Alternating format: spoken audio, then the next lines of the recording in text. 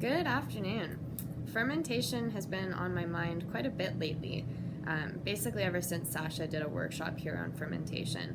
I've been telling everybody that I'm terrible at it and that, I've never been able to make sauerkraut successfully, and just based on telling myself I couldn't do it, it sort of made me more determined to do it.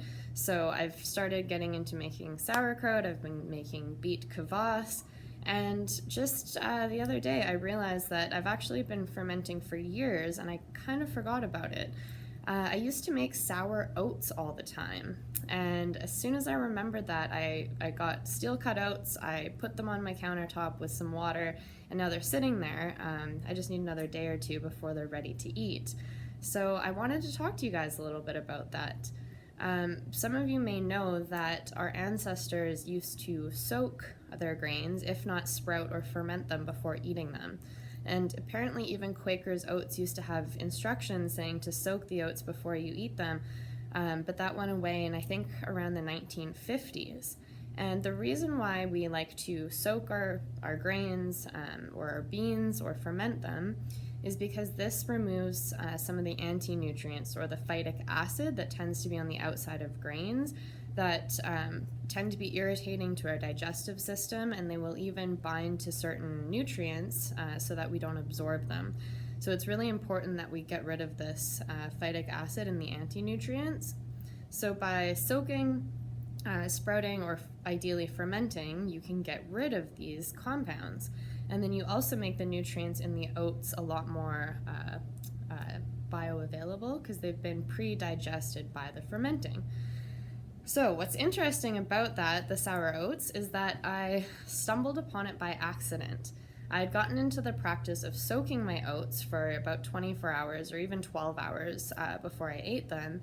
And then one day I forgot my little container of steel-cut oats with water on the counter for a few days. And so I saw it and I went, oh geez, like that's probably bad. And I went to pick it up to throw it out and I saw little bubbles coming up. And I thought, okay, that's interesting. That looks like it's fermented. And so I smelled it, and I was expecting it to smell sort of rotten or off. And instead it smelled like sour, it smelled bright, it smelled fresh. So I sort of hesitantly, slowly took a little sip and was surprised at how good and how sour it tasted. So from that point on, I started fermenting my oats. So I'd leave them on the counter with water and a little pinch of salt for at least 24 hours, but to get them sour tasting, usually you want to leave them for 2 or 3 days.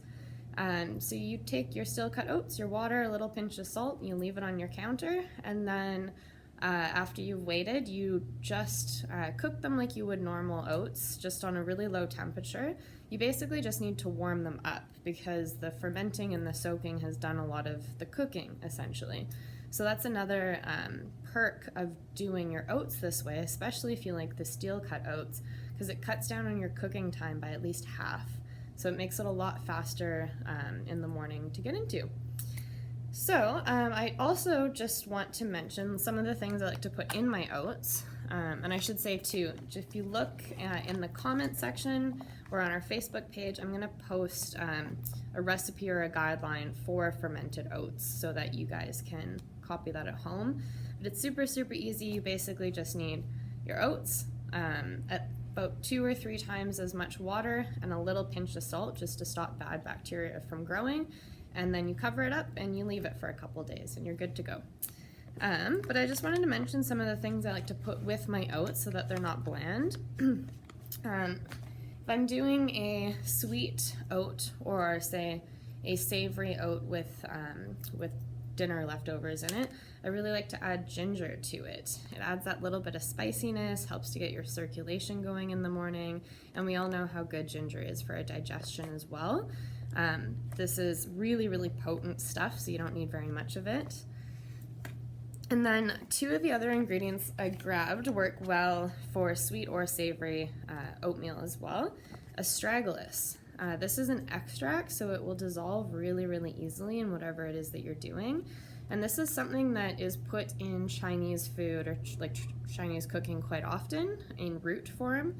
And it's done for the nutrients, but also it builds the immune system and it's one of the best herbs for keeping our DNA in good shape and basically stopping it from degrading. So it's a really great longevity herb.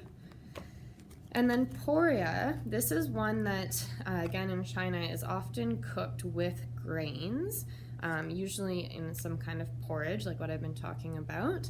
And poria has a fairly neutral flavor to it.